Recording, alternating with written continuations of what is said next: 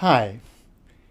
In the previous video I've shown that sentences in human language have two layers of meaning, a semantic and a pragmatic meaning. In this video I will introduce you into some aspects of semantics, in particular the meaning of words. Let's start with the meaning of the word orange.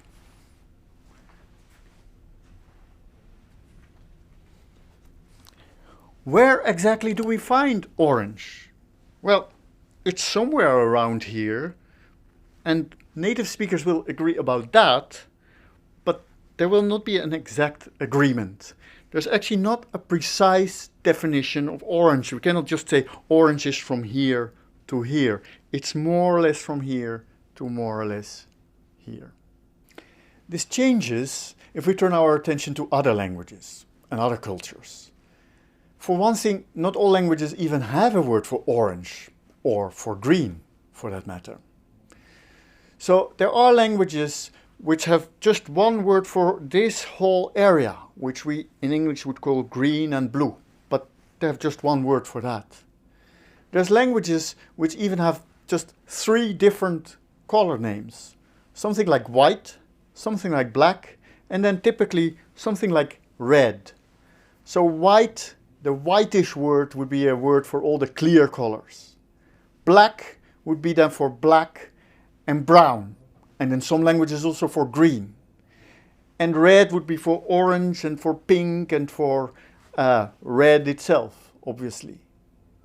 Now, interestingly, those languages can differ a little bit. I already said some languages would think that green is a kind of black.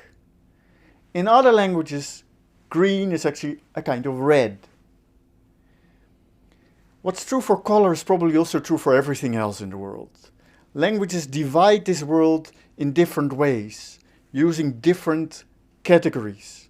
And those categories are not necessarily extremely precise.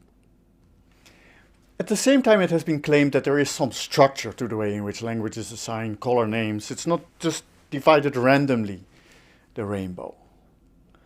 For instance, all languages seem to distinguish between dark and light, between black and white, if you will. And then if a language has a further color term beyond dark and light, that is invariably red. And then if there's a fourth term, that's always either green or yellow. And then if there's yet another color term, that's again either green or yellow, depending on which of the two is missing. And after this comes blue. It's probably not a coincidence that red, green, blue and yellow are the basic colors in optics or in physics, for instance. It's probably also not a coincidence that this order is reflected in the structure of the human eye, that we see red much more easily than the other colors, and after this again come green, yellow and blue.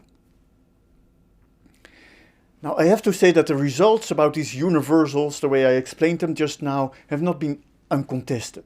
There are some critics who say that the proponents of such universals think in an ethnocentric way. They, for instance, take English or more generally Western culture to be the model of all cultures. And they would try to put humans in different cultures in this Western frame. And this is a pervasive debate not just in discussions about semantics, but in many parts of linguistics. To what extent can we say that aspects of human language are universal, so recur in all languages? And if they're universal, are they given, for instance, by human biology?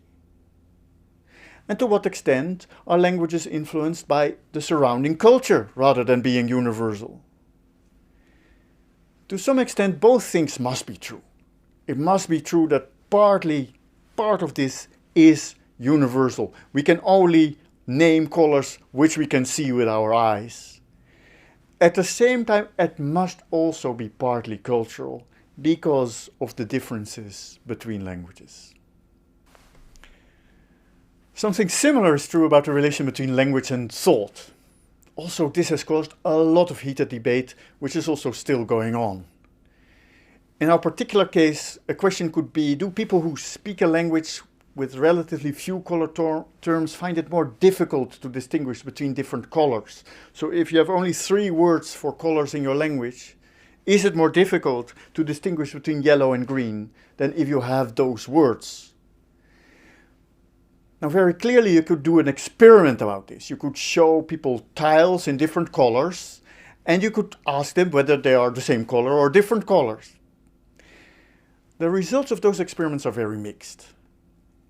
On the one hand, people who have no different words for orange and red still do see the difference between orange and red tiles. On the other hand, people who do have words for orange and red might have an advantage. For instance, in some experiments they might be slightly quicker in taking the relevant decision.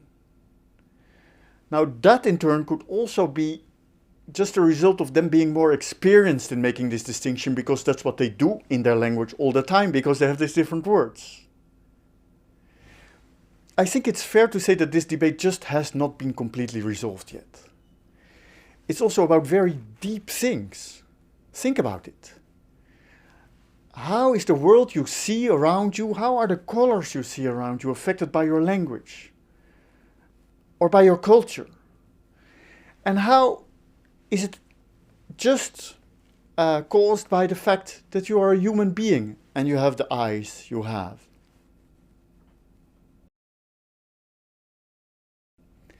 So in this video, we have seen that even a relatively simple thing like color terms is actually not all that simple. Languages can differ in that, and that may or may not affect the way we see the world and which we see languages. In the next video, I'm going to talk to Martin and Inge more about the semantics of color terms.